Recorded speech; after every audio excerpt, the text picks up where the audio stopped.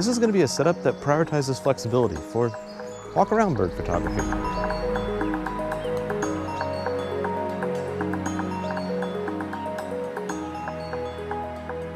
To start off, we're going to be in manual mode, and that's pretty standard across the board with any type of bird photography.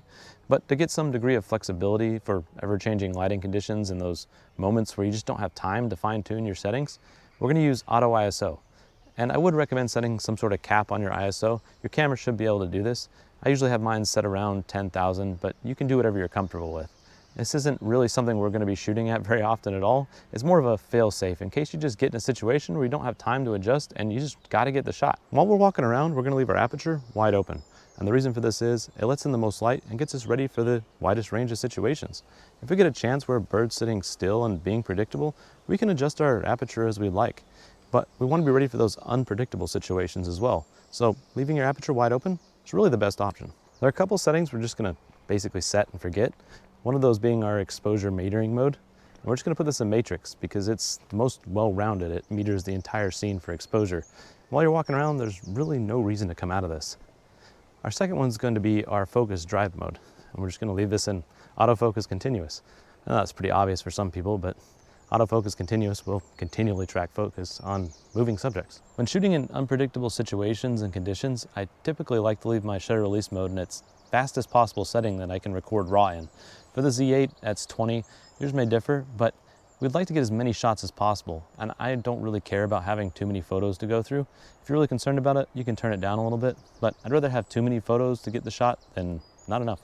For autofocus mode, when I'm just walking around, I like to use the full frame eye tracking and subject detection whenever possible, and it works pretty well in most situations.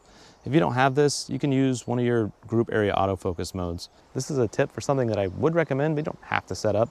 I like to always have a toggle on the back of my camera as a custom control to switch between focus modes, because I always like to have single point available to me if any of the other focus modes are falling a little short, and that way I can quickly switch between whatever main focus mode, like our eye tracking mode, straight back into a single point to really punch in on subjects. And then if all else fails, we'll just revert to manual focus. I left shutter speed till last because this is the main setting we're going to be adjusting as we walk around. And if you want to get a good starting point for your shutter speed, you can just use the general rule of thumb to double your focal length. And what this means is if you're shooting with a 500mm lens, start with 1/1000th, 600mm lens, 1/1200th, so on and so forth. And this is just a baseline starting point.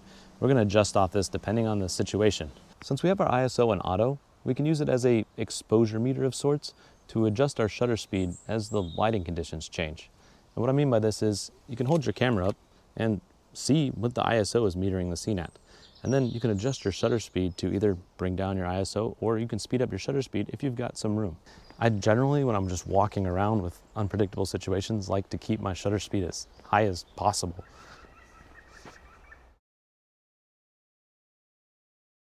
Anyway, what I was saying before the green woodpecker kindly interrupted me is that I like to keep my shutter speed as high as possible, and that's just to be prepared for most situations. So when we're using our ISO to meter, what I'll do is I'll hold it up in the area I'm going to shoot in or predicting to shoot in. And if it's sitting close to 100 or its lowest ISO, I'll usually turn up my shutter speed a little bit. And I like to keep it up near 2000, even up to 3000 if possible when I'm walking around. And it's really just to be prepared for birds in flight that are popping out of nowhere. And yes, it's not the most ideal, perfect camera settings, but like I said, this is more for being prepared for any situation. If you want some just general recommendations on shutter speed, if you're shooting handheld, I'd say stick around that double your focal length rule. And then if you're going for birds in flight, I usually like to sit between 1/2000th and 1/3200th. And this really depends on the size of the bird and how close you are to them. And the more you play with it, the more you'll learn and get accustomed to really what shutter speed you need to freeze motion. Because ultimately, our goal with shutter speed is to freeze motion with wildlife, unless you're going for some sort of artistic approach. One final tip, if you're in a situation like this where it's very harsh, direct light, there's a good chance you're going to blow out your highlights or clip them. So what I like to do is usually turn my exposure compensation down to -0.3 or -0.7, especially if the bird's a very light color.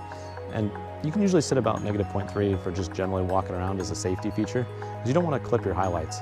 You'll lose all the detail and there's really no recovering that.